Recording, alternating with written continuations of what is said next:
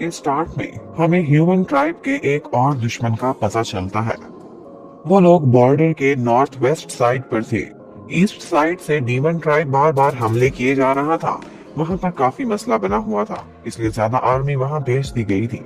North west side पर अब defence काफी वीक था, इसलिए ये लोग दुश्मन प्लानिंग कर रहे होते हैं कि क्यों ना हम ज़ीचुआन पर अटैक कर दें। इस तरह वो आसानी से ये बैटल जीत सकते हैं और कुछ इलाकों पर कब्जा भी कर सकते हैं। ये उनका एक यंग ऑफिसर मिंगेर है। इसका पैशन तो काफी है, लेकिन वो अभी इतना एक्सपीरियंस्ड नहीं है। और उसके डैड उसे समझा रहे होते हैं कि देखो, तुम्हारा पैशन तो बहुत है, लेकिन इस वक्त हमारी आर्मी को लीड करने के लिए कोई प्रॉपर जनरल हमारे पास नहीं है। एक तो उसके बूढ़े से अंकल थे जिनकी आजकल हेल्थ खराब जा रही थी, जबकि दूसरा एक यंग ऑफिसर था जिसने आज तक प्रैक्टिकली कोई भी वॉर लीड नहीं की थी। जबकि उधर कमांडर्स की मीटिंग चल रही होती है और उसी मीटिंग में डिरिन प्रपोज करता है कि ईस्टर्न रीजन पर हालात काफी खराब चल रहे हैं। वहाँ काफी ज्यादा गद्दार भी आ चुके हैं और इस रिबेलियन को हमें जल्दी से जल्दी खत्म करना चाहिए। जितने ज्यादा ट्रूप्स वहाँ पर भेजेंगे हम सेफ रहेंगे।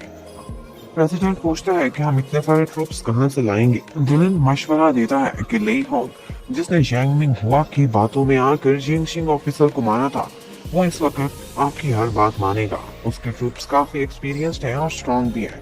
क्यों ना उसे माफ कर दिया जाए। लेकिन प्रेसिडेंट को उसका ये मशवरा बिल्कुल भी पसंद नहीं आता। वो कहते हैं कि इतना बड़ा मसला भी नहीं है, हम आसानी से हैंडल कर सकते हैं। लेकिन बाद में डिरिन काफी हंसता है और कहता है किसी को नजर नहीं आ रहा जो मैं देख रहा हूँ, ये रिबेलियन काफी आगे तक जाएगा। उसके बाद हमें एक नया कमांडर दिखाते हैं जो अपने ऑफिसर्स को नए ऑर्डर्स दे रहा था, क्योंकि आजकल मुल्क में काफी खराबी चल रही थी।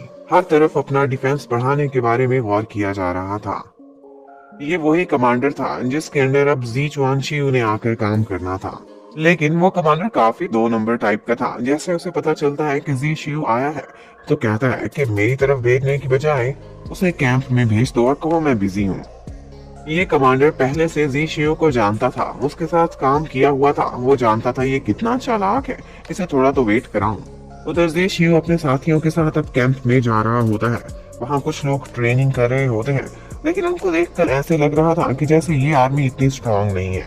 एक्चुअली ये लोग बॉर्डर गार्ड्स थे, लेकिन ज्यादा बैटलफील्ड में नहीं जाया करते थे, इसलिए उनकी ट्रेनिंग दूसरी आर्मी से काफी डिफरेंट थी।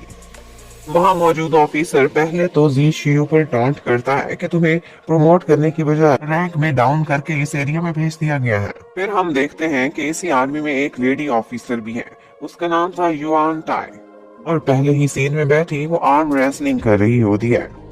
थोड़ा डिस्ट्रैक्ट होने की वजह से वो हार तो जाती है, लेकिन उसमें नखरा काफी था। उसके बाद जुआन टाई उसको कैंप का विजिट कराने के लिए ले जाने लगती है। वो वहाँ पर थोड़ी बड़ी बड़ी बातें करती है, कहती है कि तुम लोग पहले पहाड़ों में रह के आए हो, लेकिन यहाँ पर जंगल भी है, पहाड़ियाँ भी हैं और खाइयाँ भी हैं। ठीक है, तुम लोगों ने डीमन ट्राइब को हराया होगा, लेकिन ये एरिया बहुत मुश्किल है। यहाँ पर पता नहीं तुम लोग सरवाइव कर भी पाओगे कि नहीं। इस बात पर बाई चुआन को काफी गुस्सा आ जाता है और वो दोनों गर्ल्स एक दूसरे को चैलेंज कर बैठती हैं। जी शियू शरारत करता है, कहता है कि जो भी लड़की हारी उसे स्ट्रिप करना पड़ेगा। उसके बाद सारे आर्मी ऑफिशियल्स आकर इकट्ठे हो जाते हैं। दोनों गर्ल्स का मुकाबला देखना चाहते थे। वो एक पॉइंट सिलेक्ट करते हैं, जो लड़की वहां पर पहले पहुंचेगी वही जीत जाएगी। बाय और टाई दोनों ही गर्ल्स काफी कैपेबल थी। जितनी तेजी से वो भागती है और साथ साथ फाइट भी किए रखती हैं, उनकी स्किल्स रिमार्केबल थी। नदी को पार करके आगे जंगल था। वहां पर वो दोनों पेड़ की टहनियों से लटक लटक कर आगे बढ़ने की कोशिश करती हैं और इसी के बीच एक दूसरे से फाइट भी किए रखती हैं। लेकिन दोनों ही एक दूसरे पर भारी जा रही थी, कोई भी किसी से कम नहीं लग रहा था। यहाँ पर टाई के साथ थोड़ी बैड लक होती है, उसकी टहनी टूट जाती है और वो नीचे दलदल में गिर जाती है। वो परेशान होती है, लेकिन बाई चुआन आगे बढ़ती है और उसे हाथ का सहारा देकर बाहर निकाल लेती है। फिर दोबारा से उनका कंपटीशन स्टार्ट हो जाता है। अब उन्होंने एक पहाड़ी के ऊपर चढ़ना था।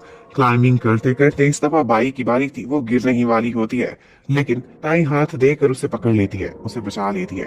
दोनों बिल्कुल इक्वल गई थी। पहाड़ी पर पहुंच जाती हैं और बहुत हंसती हैं। उनकी अब दुश्मनी दोस्ती में बदल चुकी थी। उधर जी शियो को मिलने के लिए कमांडर मिंग आता है और इतनी खुशी से बेचैनी से उसे मिलता है जैसे सदियों से उसी के इंतजार में बैठा हो। और अपने गार्ड को डांटता है। कहता है तुमने मुझे पहले क्यों नहीं बताया था कि ये आया है।